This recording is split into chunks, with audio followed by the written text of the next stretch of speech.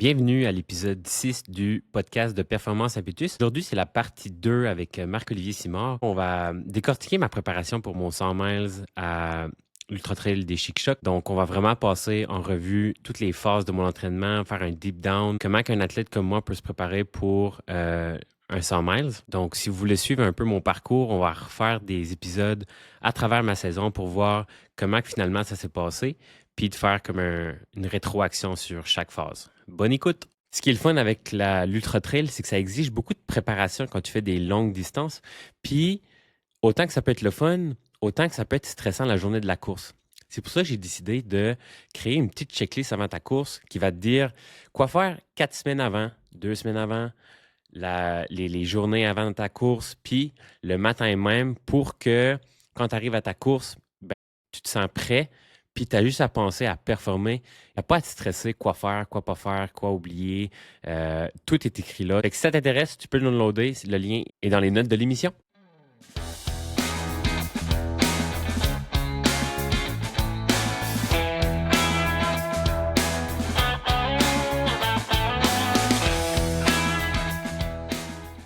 Puis de comprendre les différentes phases aussi, là, puis comment on aborde la prochaine année pour mieux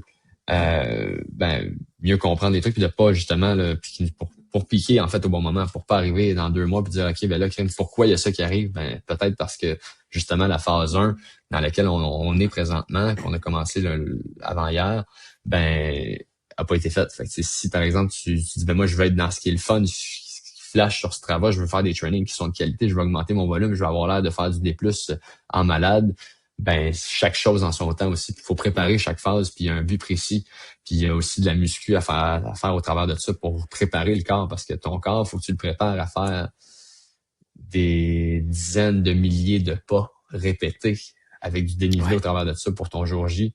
Ben, c'est sûr que tu peux pas... faut que tu le prépares dans un sens quand même, là. Non, c'est ça. Fait que là, juste pour mettre les gens en contexte, je me prépare pour un l'UTCC, l'Ultra Trail Chic-Choc de 170 km. Fait que ça va être mon plan. C'est la vue globale de la préparation pour faire cet événement-là, cette course-là.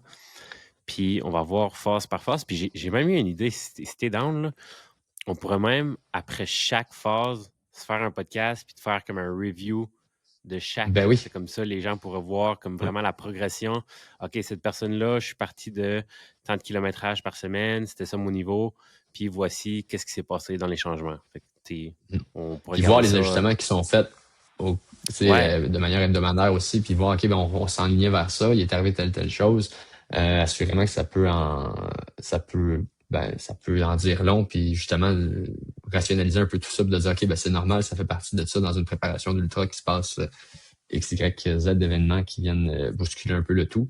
Mais l'important, c'est de comment on réagit par rapport à ça, puis comment on se réajuste, là, assurément.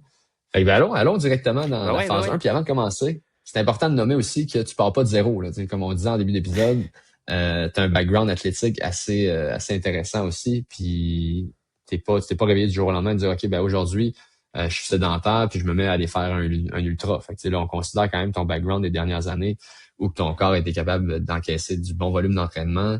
Tu as fait de la course aussi quand même pas mal. Puis là, j'ai aimé ça parce que tu as changé un peu sur Instagram ta phrase clé. C'est courir à chaque jour jusqu'à ce que. Là, on dirait qu'il y a comme un mystère autour de ça. Avant, c'était jusqu'à ton ultra. Mais là, je sais pas si ça a changé. Ça a-tu changé d'ailleurs par rapport à ça? Non, j'écris des nouvelles choses à chaque jour. J'essaie des trucs. OK, intéressant. Mais oui, mais tu sais, puis courir à chaque jour, c'est ça.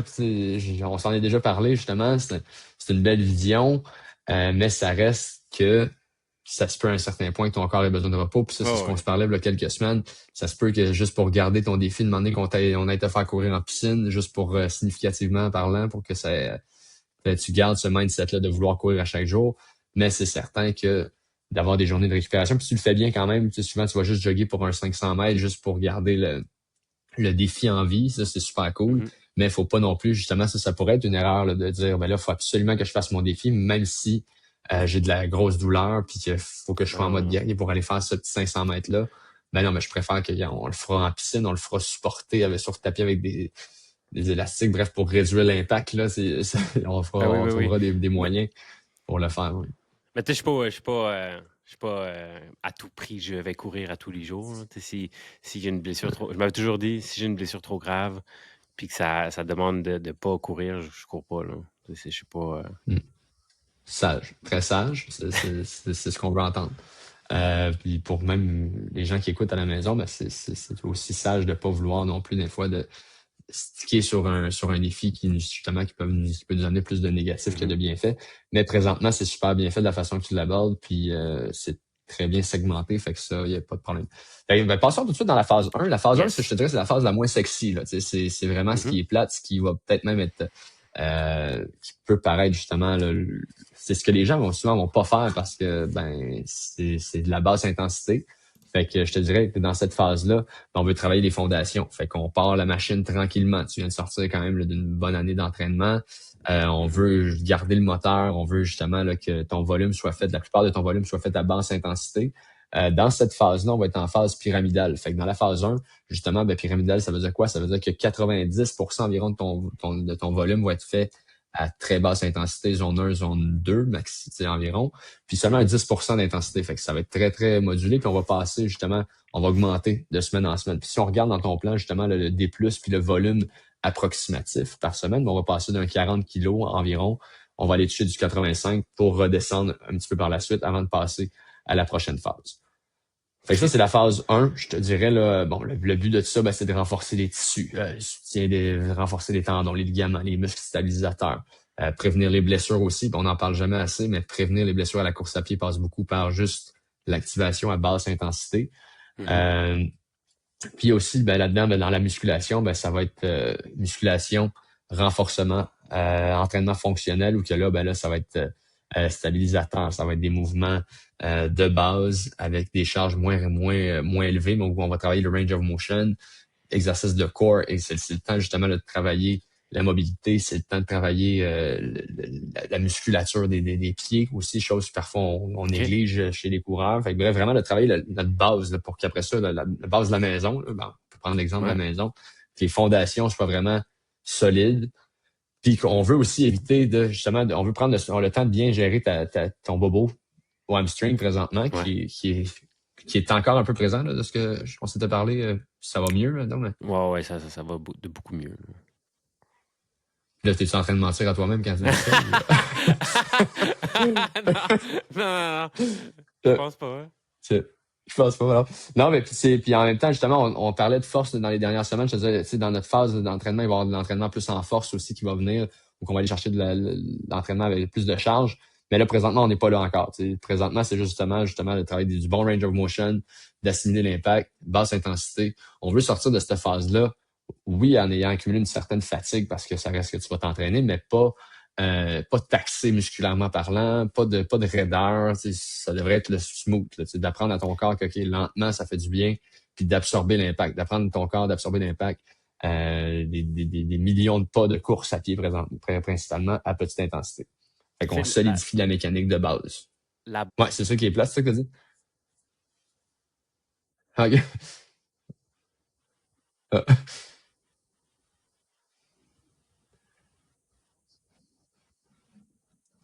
ouais.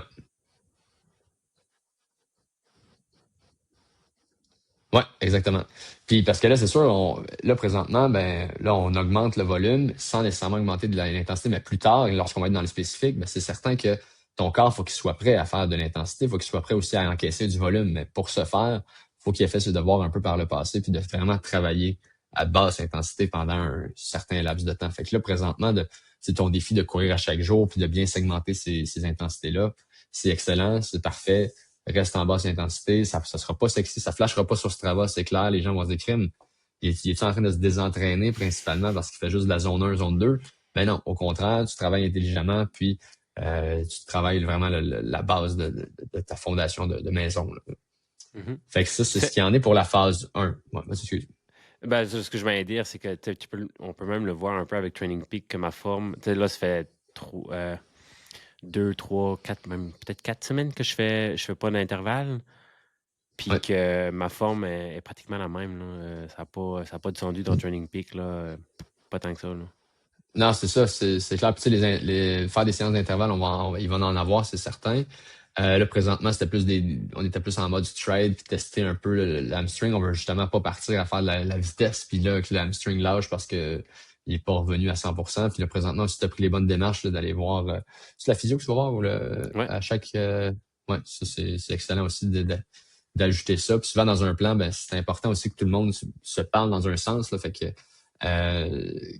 justement qu'il y ait un suivi qui se fasse. Parfois, ben, ce serait même de moi que je puisse parler à ton physio ou que toi, tu me transmettes l'information pour qu'on soit vraiment sur la même page. Puis ça aussi, ça fait partie d'un bon plan là, de pas faire les choses dans deux mondes complètement différents, avec deux visions différentes. C'est vraiment important là, que les professionnels en physio soient sur la même page que le coach aussi là, pour vraiment maximiser le retour là, en bonne santé. Je comprends, tu sais, pour qu'ils travaillent en synergie, dans le fond. Fait Ouais, que là, on exact. tomberait dans la phase 2. Puis là, la phase 1, c'est du 10 novembre jusqu'au 1er février. Ouais, ouais, exact. Fait que là, on va monter un petit peu. Je te dirais qu'on va recommencer à réduire pendant le temps des fêtes. Là, l'objectif, ça va être justement le temps des fêtes qui soit moins en mode faut que j'aille faire du volume, que j'aille dans mes grosses semaines de volume. Je te dirais le volume pic, on va l'atteindre avant Noël, avant de réduire un petit peu. Bref, on va tout voir ça dans les structures plus précises de phase par phase de chaque bloc. Mais là, aujourd'hui, c'est vraiment juste de voir la structure générale de chacune des phases. Fait que ce qui nous amène à la phase 2. Et là, la phase 2, c'est là justement le début de la phase 2. On va réduire un petit peu le volume, une petite affaire de volume. On va maintenir quand même un bon volume, mais on veut augmenter l'entraînement. On veut augmenter les charges en entraînement. Fait que là, ça, c'est vraiment à ce moment-là que on va développer la force. La force, qu'est-ce que je veux dire par là? Ben, on va aller chercher des reps. Puis souvent, c'est ce qu'on pense qu'on n'a pas besoin de faire ça dans du sport d'endurance, mais d'aller chercher des qualités comme du 3 à 5, 6 répétitions de force avec des charges lourdes. Ça, c'est extrêmement bon aussi pour développer, pour continuer à bâtir les fondations par rapport à la course. Puis là, on réinventera pas la roue. On ne va pas aller dans des exercices qui vont flasher dans le gym, qui vont être funky en position sur une jambe, puis là que tu mets des charges. Non, non, on va vraiment y aller avec des mouvements de base. À ce moment-là, on va parler des trucs comme du squat, du hip thrust, qui est un mouvement extrêmement pertinent pour la course. Justement, d'avoir des classiques de fente, du tirage, des trucs comme ça, là, où qu'on va venir lever lourd, mais pas en mode on fait des folies puis on risque de se tourner un genou parce qu'on est en équilibre sur un ballon suisse à une jambe puis on fait des squats avec c'est ça. On sera pas là. On va vraiment on revient à la base pour lever plus lourd en fait.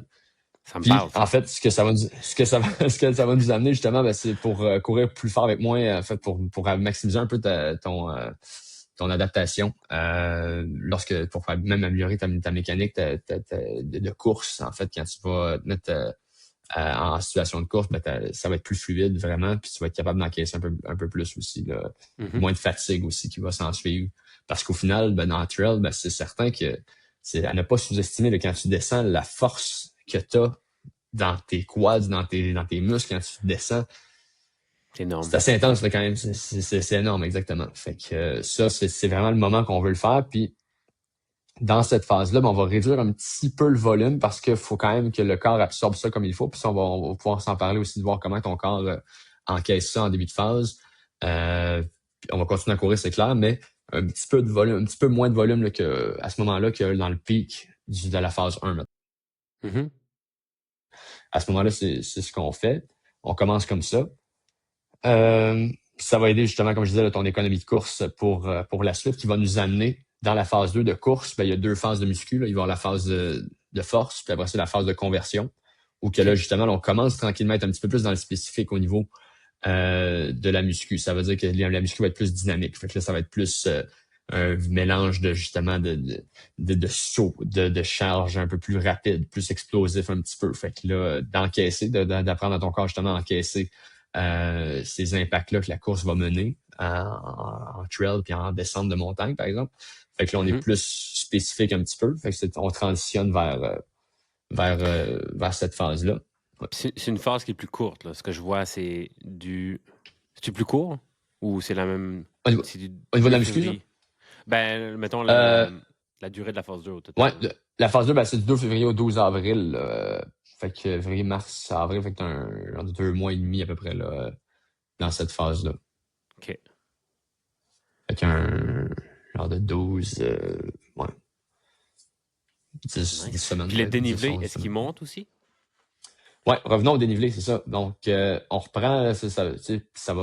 Encore une fois, on est encore dans une structure pyramidale, encore à ce moment-là, mais on se dirige aussi vers du polarisé qu'on va aller un petit peu plus tard, là, tantôt quand je vais l'expliquer. Au niveau du dénivelé, ben là, on augmente aussi un petit peu. On parle d'être entre 600 puis 3000 mètres par semaine. Le 3000 mètres, ça peut paraître beaucoup à ce moment-là, mais ton corps va être prêt à l'encaisser. Puis, on veut pas nécessairement être en mode faire du dénivelé, toujours en mode course. Par exemple, à ce moment-là, dans cette phase-là, euh, ben si même dans la phase dans la première phase, c'est d'aller faire de la raquette comme on en avait parlé en mode dénivelé, juste pour mettre du temps sur les jambes. Ça va être considéré comme du dénivelé aussi dans ces semaines-là.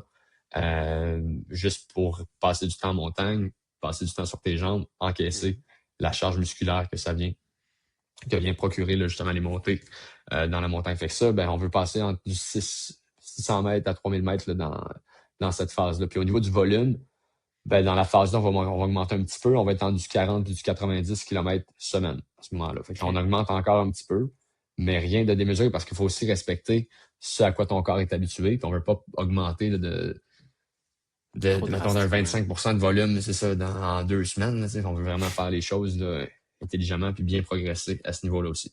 C'est pas là qu'on pique non plus. Fait que ça, on habitue le corps encore, on travaille la musculation là-dedans, un petit peu plus dynamique et tout. Puis, ce qui nous amène à la phase suivante. Mais t'avais-tu des questions sur la phase 2? Non, dans le fond, on va vraiment travailler la force maximale pour un peu développer l'économie de course, si je comprends bien. Après ça, on continue à faire le volume d'entraînement de course avec la force maximale, puis graduellement avoir comme du dénivelé positif. Fait que c'est comme, encore Ouais, là, c'est pour me préparer à la prochaine step, au ouais, prochain step, là. ouais, ouais. Puis, Fait que là, ça se puis, concrétise tranquillement, ouais, je veux dire. au niveau des longues, as-tu une idée d'un peu des longues, ça va ressembler à quoi ou pas encore? Ouais, des longues, à ce moment-là, nos longues sorties vont augmenter, c'est clair.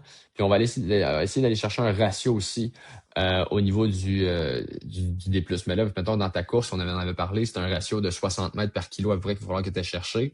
Ouais. Ben, dans ces sorties-là de longues, dépendamment aussi du moment de l'année, du moment de la phase aussi, puis de l'accessibilité au trail, ben, on va vouloir inclure aussi un petit peu de ce ratio-là, mais le ratio va être moindre. Fait qu'on va parler d'un 30 à 40 kilos de D+, peut-être un petit peu moins par kilomètre dans ces sorties-là longues pour justement habituer ton corps à encaisser le volume de D+. OK. Nice. Mais encore une fois, avec une progression. On ne sera pas tout de suite dans ce ratio-là que tu vas avoir durant la course, là, ça c'est clair. Mhm. On tombe dans la phase Et là, ce qui 3. nous amène, ouais, la phase 3. Shit. Cette fameuse phase où que là, encore là, en théorie, c'est où qu'on devrait être rendu. Je vais commencer par le volume. Là, c'est là qu'on va être justement dans du gros volume. C'est là qu'on va inclure des week-end shocks un peu plus. C'est là que on va vraiment vouloir simuler la course, d'être plus dans des entraînements. Oui, en fait, on va être dans la phase polarisée aussi à ce moment-là. Fait que, encore beaucoup d'intensité à basse, encore beaucoup de courses à basse intensité. On parle d'un 80% qui va être fait à basse intensité. Mais là, on va aller chercher un petit peu plus de vitesse, un petit peu plus de qualité à ce moment-là dans nos trainings. Puis le but de ça, c'est quoi? Ben, c'est justement de préparer le corps là, à aller chercher, d'encaisser le volume avec tout le travail qui a été fait par le passé pour justement être prêt à l'encaisser. Au niveau de la muscu, ben, la muscu, ça va être ça va être plus relax un petit peu. On va être plus dans une phase de maintien à ce moment-là. Fait que là, on va être on revient dans de la musculation fonctionnelle. On veut que la phase de muscu soit faite en second plan. Autant que dans la phase 2 ou dans la phase 1, parfois, tu vas t'entraîner, tu vas aller courir sur des jambes qui sont fatiguées puisqu'on aura priorisé la musculation avant. Mais Mhm. là, dans cette phase-là, ben, la musculation va vraiment être faite là, pour ne pas nuire à nos entraînements de qualité à course. Fait que ça se peut très bien que ta muscu soit fait après ou le lendemain de ton entraînement d'intensité ou de qualité durant ta semaine. Fait que ça va être vraiment de comprendre que bon, on est en phase d'endurance musculaire d'abord, après ça, on va être en mode maintien pour la suite côté muscu. Fait que ça, cette phase-là, c'est du 13 avril au 9 août. Puis, Ouais, puis là, après ça, j'ai mis la phase d'affûtage après. Là. La date, c'est-tu OK. bien le 23? La course, c'est-tu le 23, c'est le 16? C'est du 21 au 23. C'est ça, fait que c'est la fin de semaine du 23, c'est ça que j'avais dans les notes. Excellent. Ouais. Fait que là, ce qui nous amène ça fait que cette phase-là, Ben, c'est notre phase justement là, de build-up, là, spécifique. Fait que là-dedans, il va y avoir beaucoup de trails, c'est clair. Durant l'été, tu vas avoir des doubles là-dedans, tu vas avoir des week-end shots, comme je le disais, ou que tu vas Mhm. avoir un objectif de dénivelé à aller chercher. Fait que là, on va aller jusqu'à, comme je disais, jusqu'à du 80, jusqu'à du 120. On va essayer de piquer à 120. Est-ce qu'à ce moment-là, Mhm. ça va être encore du 120 qui va être d'actualité? On espère, logiquement, on va aller chercher au moins dans ce range-là, mais ça se peut qu'on ait cherché un petit peu plus aussi si le corps encaisse bien, si tout va Ouais. bien. Puis au niveau du D+, ben là, on veut augmenter le D+, aussi. Là. Tu m'avais parlé aussi dans notre dernière rencontre que tu avais quand même une inquiétude par rapport à avoir assez de D+, Ouais. pour ta course. Ben là, on va aller tester des choses, on va aller tester des week-ends qui vont être plus volumineux en termes de D+. On va aller Mhm. chercher des semaines, aussi des grosses semaines quand même, là, avec du bon dénivelé. Fait que d'où le pourquoi aussi on veut quand même respecter le mode easy 80% du temps. On veut pas être en mode dont on se clenche des gros trainings dans nos journées de récupération. Ben non, on veut vraiment ralentir le tout puis de faire des sorties, passer du temps ici. Là, cette fameuse phrase-là, mettre du temps sur nos jambes, ben, elle va revenir. Fait que ça se peut très bien, même qu'on considère des randonnées là-dedans, si la fatigue est Ben ouais. présente, mais juste de passer du temps en montagne, ça va être ultra payant et bénéfique. Puis il va y avoir des très longues sorties aussi dans ces phases-là. Des sorties de 5-6 heures, des trucs comme ça va être, Ouais. c'est ça. On va vouloir aller jusque-là. Là. Fait que ça va être, encore une fois, Puis, on ajuste toujours, mais puis mettons justement, c'est quoi là, c'est quoi la plus grosse fin de semaine? C'est quoi le pic du pic, là?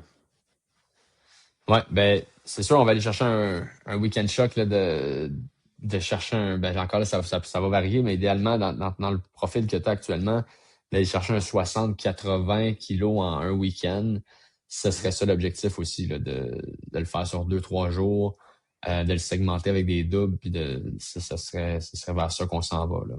OK. Parce que c'est ça. Moi la section qui me fait le plus peur, c'est elle entre Lac-Matane puis Petit-Saut, qui est une section de 40 kilomètres. Dans le fond, c'est Mhm. le premier 80 kilomètres, c'est le plus dur. Puis dans cette première demi-portion-là, la deuxième moitié c'est comme trop compliqué, là, mais du kilomètre 38 au kilomètre 80, c'est là comme le gros tough de la course. Puis ce 42-43 kilomètres-là, c'est 3300 mètres de D+. C'est juste cette section-là. Ce qui est énorme. Ce qui est Ce quand qui est, même ce qui est beaucoup. énorme. Puis, tu sais, le premier, genre, 80 kilomètres, si je me trompe pas, là, c'est quelque chose comme 5500 mètres de D+. Tu sais, le premier 80. Puis, je Mhm. l'avais comparé aux 100 kilomètres de Forillon que j'avais fait. Forillon, j'avais fait 108 kilomètres, puis ça m'a donné sur ma montre 3700 mètres de D+.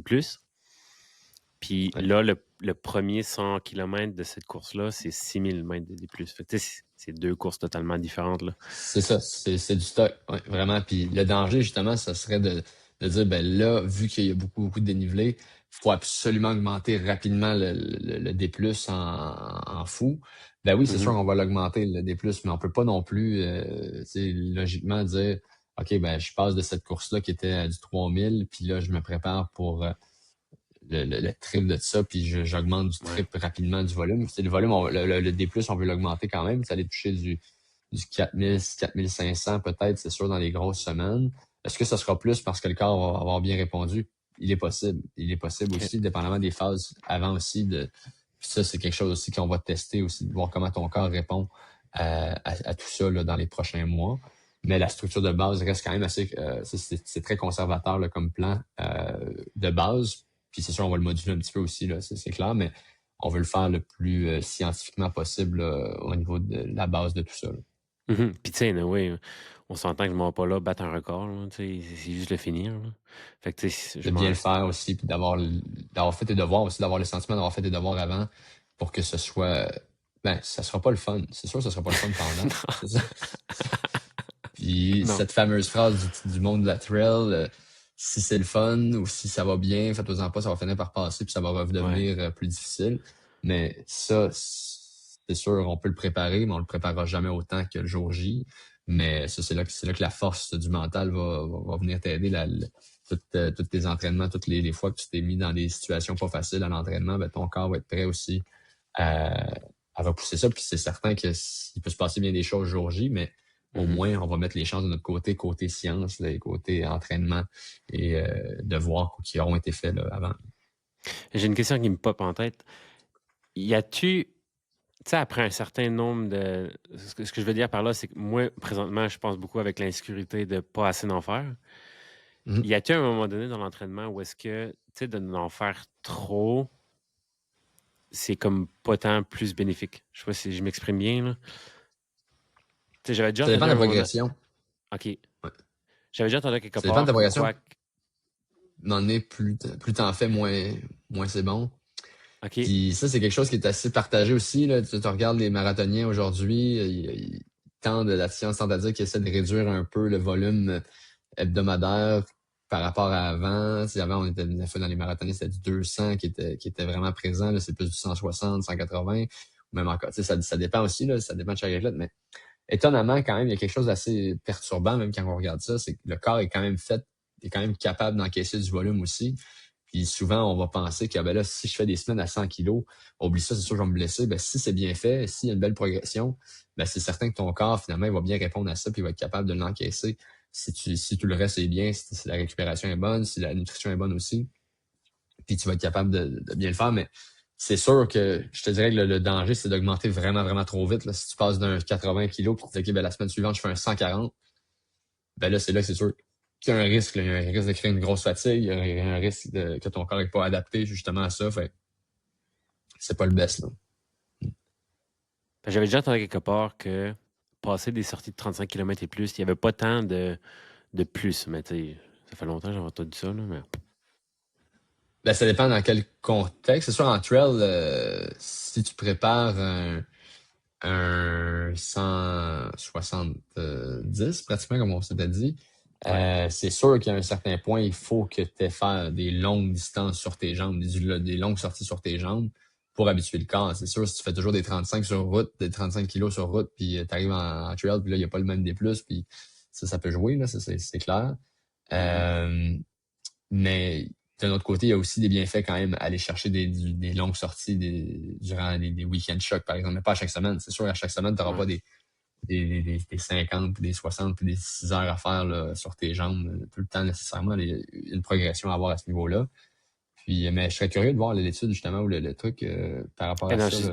probablement, tu sais, c'est C'était- probablement quelqu'un qui a dit ça dans un podcast, whatever, ou même un commentaire dans une publication. Tu sais, c'est aucunement, c'est Mais aucunement c'est intéressant, puis scientifique. il y a tellement de choses qui sortent à gauche, à droite aussi, puis Ouais. c'est la fameuse réponse, ça dépend, ça peut revenir aussi à ça aussi. Là. C'est pas tout le monde qui va répondre de la même façon, comme ton invité de la semaine passée qui a réussi Ouais. à finir quatrième avec du 50 kilos semaine. Tu sais, c'est une athlète d'exception aussi, puis lui Ah ouais, non, ça. probablement que Puis je me rappelle pas aussi non plus le contexte du commentaire. Tu sais, c'est-tu pour une ouais. distance spécifique, tu sais, whatever.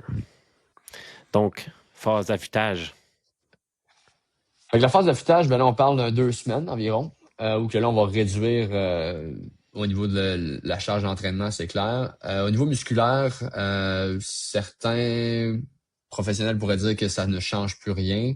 Dans la première semaine, je considère que c'est quand même bon de garder un petit maintien quand même là, dans nos habitudes, de travailler dans un range of motion avec des charges qui sont réduites, mais quand même, là, de continuer à mettre un petit peu de muscu, mais rendu là, il y aura plus de gains là, majeurs qui vont se faire, qui vont t'aider pour dire, OK, si tu charges un peu plus cette journée-là, ça va te permettre d'être plus en forme dans 2 semaines. Alors, tous tes devoirs sont faits.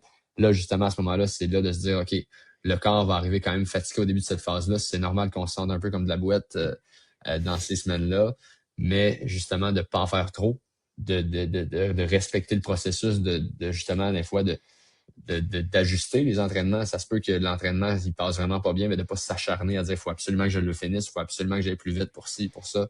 Il y a un principe de base qui est de, oui, on veut continuer à garder des stimuli au niveau de la vitesse, on veut continuer à garder le corps en action, mais euh, pas non plus au détriment de sa santé, puis de dire, faut que je Mhm. force à tout prix. Mais il y a aussi des bienfaits de continuer à garder une certaine intensité, puis de pas juste dire, OK, ben là, je prends 2 semaines où que je dors, puis je fais rien du tout, puis j'arrive le jour J. Ça peut arriver, ça peut marcher pour certains athlètes aussi, puis ça, c'est quelque chose qu'on va pouvoir se reparler. Des phases d'affûtage, qu'est-ce qui est le mieux pour toi? Est-ce que, par exemple, la veille de la course, toi, tu préfères être off complètement? Est-ce que c'est d'aller faire une petite activation avec des strides? Ça, c'est pas tout le monde qui répond de la même façon aussi. Il y en a qui vont prendre un 48 heures off complètement dans la semaine avant la course, mais qui vont quand même garder un ou deux trainings, là, juste d'activation, qui avec Mhm. un petit peu plus de vitesse, avec des strides ou des séquences plus rapides un peu, juste pour pas s'endormir. Mais ça, on va pouvoir s'en reparler au niveau de stratégie de course, stratégie d'affûtage, toujours en gardant la science derrière ça, de qu'est-ce qui se fait et qu'est-ce qui est recommandé là, à ce niveau-là. Ouais, mais tu sais, puis c'est très logique, là, tu sais, avec l'entraînement, tu sais, l'entraînement, c'est tellement dur sur le corps, tu crées comme le gros stress, puis l'affûtage, c'est comme, OK, genre, on maximise le fitness, on récupère, puis Oui. là, c'est genre arrivé à jour J, top shape, là, qu'on veut, là. Ouais. Je te l'ai mis sur une phase de 2 semaines. Il y a certains athlètes qui vont travailler sur des phases de 3 semaines, dépendamment Mhm. aussi de l'expérience de chacun. J'ai été conservateur aussi dans la phase dans le 2 semaines. Est-ce que ça peut être appelé à changer? Ça peut être appelé à changer un petit peu, dépendamment de comment que la phase 3 va se préparer, va aller. Mais en théorie, un bon 2 semaines d'affûtage, on va réduire de 40 à 50% du volume là, qu'on a fait maximal dans la phase. Là. Fait qu'on veut pas non plus trop réduire complètement puis de s'endormir, comme je le disais, mais c'est normal de réduire. Faut pas commencer à stresser avec ça. Puis même chose au niveau du D+, on sera pas en mode on fait du gros dénivelé positif en fou là, les 2 semaines Mhm. avant. Puis après ça, ce qui nous amène après ça dans le. Après ça, côté nutrition aussi, il y a bien des choses là, qui ont varié dans ces affaires-là. Le fameux c'est du bourré de pâtes la semaine avant. Ben, Ouais, est-ce que c'est 7 jours qui est bon, ou c'est plus un 48 heures? Tout ça, la ouais. stratégie nutritionnelle, on va pouvoir l'aborder rendu là aussi. Là. J'avais des questions concernant, c'est quand qu'on commence à pratiquer la nutrition, puis, tu sais, tout Ouais. le matériel obligatoire. Est-ce qu'on commence ça vraiment tôt, la nutrition, ou c'est vraiment une phase spécifique qu'on commence à pratiquer vraiment Ben, ouais, le bonne jour question. J? La nutrition, c'est sûr, c'est toujours bon. C'est sûr, jamais là, on va vouloir commencer s'entraîner la nutrition le jour J, puis de dire, OK, je Non, vais ouais, tester telle affaire. Mais c'est sûr, dans des sorties comme ça, puis même pour ta récupération, ça va être super bon de tester ta nutrition dans des trainings qui vont être plus longs, même dans la phase 1, phase 2, dans les longues sorties, de commencer à tester, OK, quel style de gel qui passe. Dans les longues sorties aussi de très, très longs, quand on parle d'un genre de 5 heures de sortie sur nos jambes et tout, ben là, ça va être extrêmement important dans les week-end shocks, justement, de voir comment ton corps réagit après un certain nombre d'heures de temps sur nos jambes. Est-ce que là, la boisson, est-ce que les liquides que tu vas prendre, ça passera plus? Est-ce que c'est plus de la nutrition solide? Puis rendu à un certain point dans l'ultra, ce que tu vas devoir avoir, c'est de l'énergie pour continuer. Fait que, ouais, oui, faut s'entraîner, mais c'est pas comme dans un marathon, il faut absolument que tu aies tes gels nécessairement. Mais là, tu le vois dans les ultras quand tu arrives dans les ravitaux, ben il y a un peu de tout. Là, autant les gens, ça va être des patates, autant ça va être des ouais. sandwichs, des grilled cheese.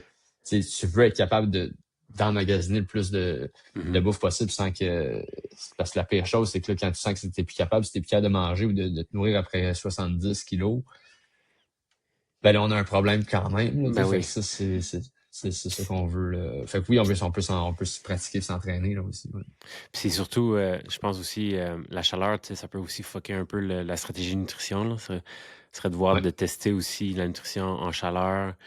Je suis chanceux parce qu'il n'y a pas d'altitude là, en Gaspésie, là. Il y a beaucoup de dénivelé, mais il y a Ouais. pas d'altitude. Mais c'est de voir justement avec la chaleur, tu sais, comment je vais être capable de gérer ça, comment gérer l'hydratation, tout ça. Ça va être, il y a beaucoup de points La d'interrogation, phase là. spécifique aussi. Puis la phase spécifique se fait aussi là, vraiment dans les grosses chaleurs. En juillet, quand tu vas avoir des week-end shocks à faire en juillet, ben c'est sûr que tu vas être exposé.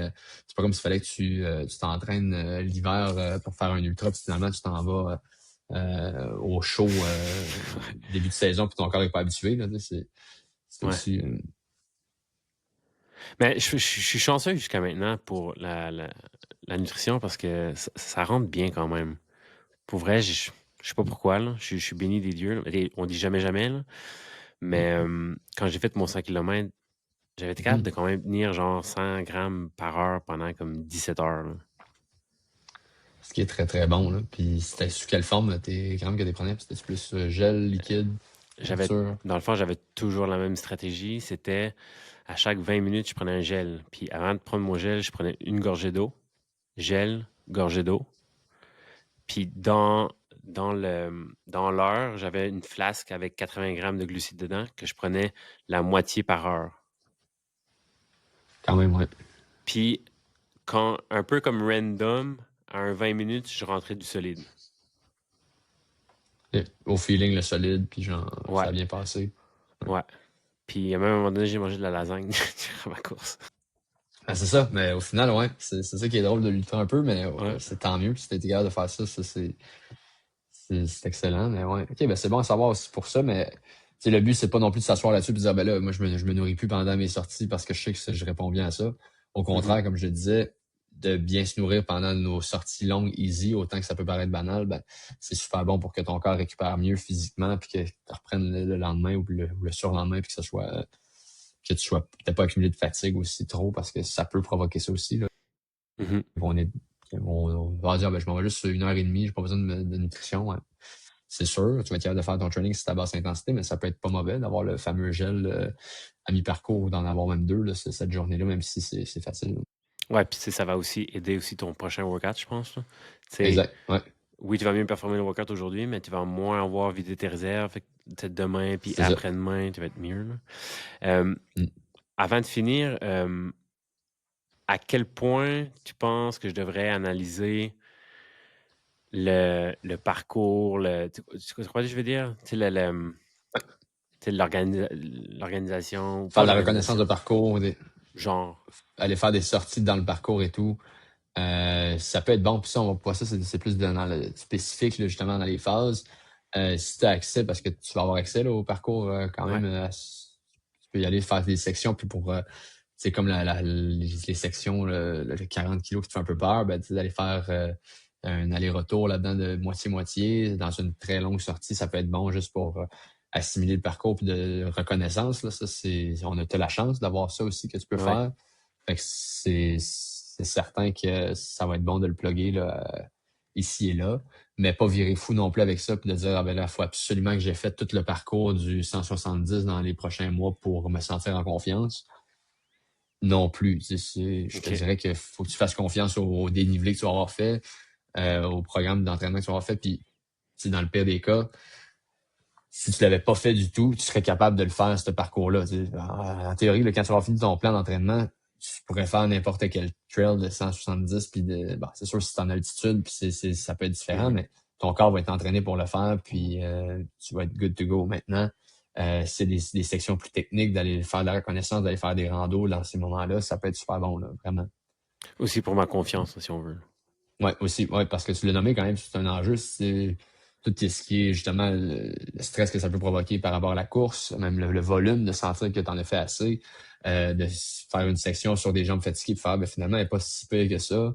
Puis de justement juste reconnaître ok, à quel moment je cours, à quel moment je marche dans la sortie, ça, c'est super bon aussi là, pour quand tu vas arriver jour J, ben, tu vas savoir vraiment ce qu'il y en a, puis pas te faire surprendre. Il n'y a rien de pire que genre tu penses que finalement le pire est fait, puis finalement tu arrives, puis là, t'as un 4 kilos là, de montée qui est atroce, puis tu as l'impression que ça finit plus, puis là, ça peut venir jouer sur le mental aussi. Là. Fait que Ouais.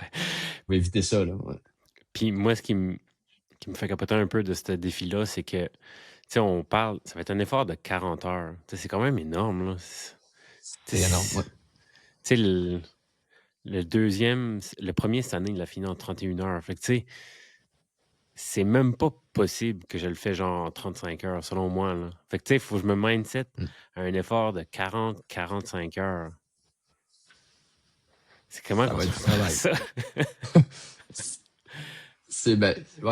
Puis je vais te poser une question aussi, le fameux pourquoi. Il va être important de se le rappeler, Ouais, tant dans la ouais. préparation Ben oui. que le jour J aussi. Pourquoi tu le fais? Si tu le fais, puis de se rattacher à une cause aussi, ben une cause, à un mindset aussi qui va être important. Je pense que tu en parles quand même là, dans préparation mentale avec d'autres invités dans ton podcast. Puis ça va Ouais, être, ouais. j'ai hâte d'écouter ces épisodes-là, ça va être intéressant, mais c'est de se ramener à ça, le pourquoi tu le fais exactement. Puis Mm. quand ça va mal aller, quel sera ton discours interne, quelles seront tes stratégies pour rester focus là-dedans.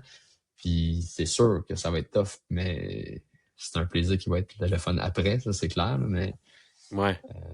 Mais c'est drôle que tu dis ça parce que depuis que j'ai sous-entendu qu'il y aurait eu un 100 miles dans le parc de la Gaspésie, tu sais, que ça aurait été le plus dur au monde, moi, mettons, moi, originaire de la Gaspésie, c'était comme, on dirait, là, c'était comme, c'est honnêtement, toutes les autres 100 miles, je m'en fous un peu. Mais lui, c'est genre, c'est comme si je m'en vais comme conquérir un peu ma Gaspésie, là.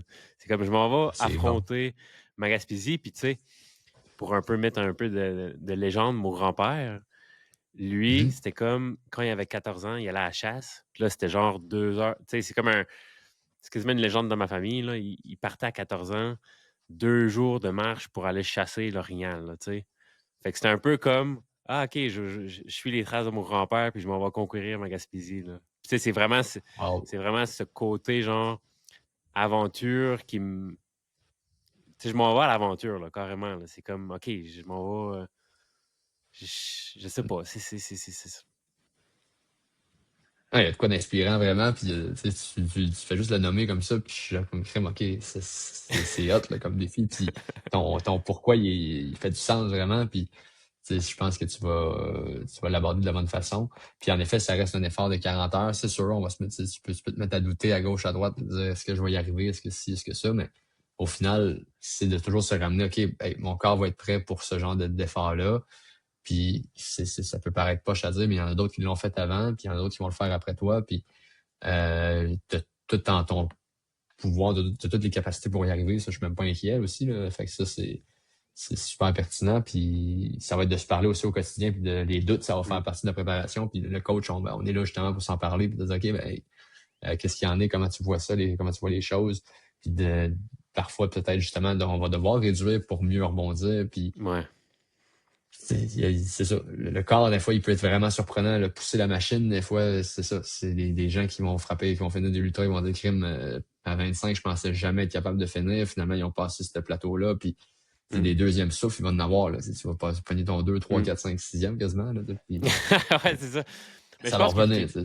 je pense qu'ultimement, c'est aussi de répondre à cette question-là, c'est est-ce que je suis capable? Tu sais, c'est carrément ça, là. Ouais, Tu sais, au même titre que probablement je te poserai la question, tu sais, je te pose la question 2h30, est-ce que tu es capable?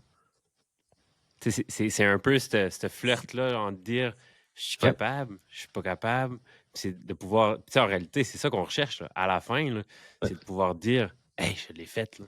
Tu sais, c'est comme ouais. quand j'avais fini mon 100 km, la première chose qui m'a traversé l'esprit, c'était genre ah, c'est à moi, là. Genre, puis personne ne pourrait m'enlever cet accomplissement-là. Je l'ai fait, j'ai couru Mm, 100 km.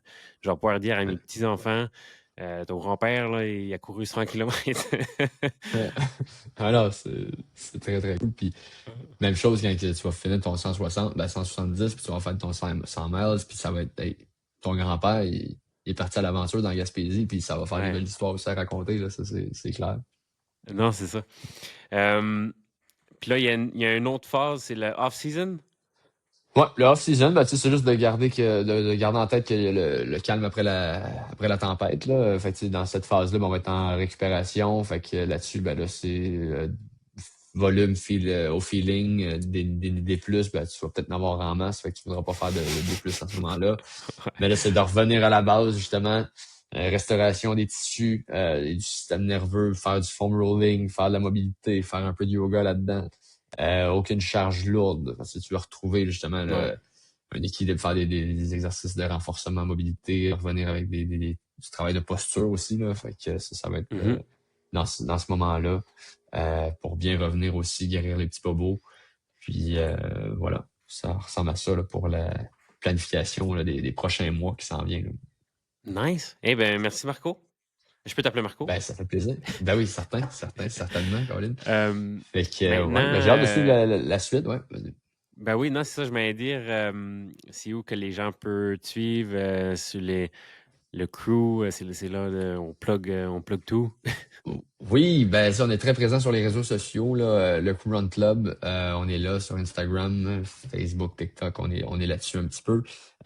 Sinon, ben, le crewrunclub.ca, notre site internet, il est assez bien détaillé pour tous les produits et services qu'on offre, que ce soit du plein individualisé, que ce soit des tests de lactate, des évaluations fonctionnelles, plan d'entraînement de musculation, pour les cours de groupe. Bref, on a vraiment une grande variété là, d'offres et de services. Même, c'est ça pour ceux qui veulent avoir du Upica, on en vend aussi un petit peu, mais tu sais, je pense que aussi, vous autres, tout en vend Ah aussi ouais, gars, tous les ouais. produits.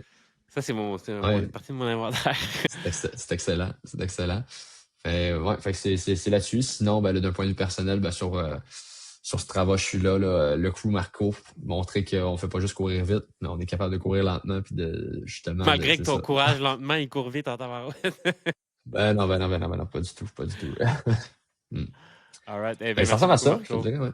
Ben, ça fait vraiment plaisir, Guy, puis plaisir de te reparler bientôt pour la suite, puis ça va être le fun, une belle aventure. Puis tu sais, Yes. l'aventure, c'est oui le jour J, mais c'est tout ce qui s'en vient les prochains mois, puis d'enjoy chaque part. Puis même si la phase 1 est pas sexy, puis est pas remplie de grosse intensité, ben ça fait partie du processus, puis de se rappeler que ok, hey, aujourd'hui c'est juste de sortir, juste d'aller faire le temps, juste d'aller faire la distance, Mm. puis de se préparer pour la suite, là.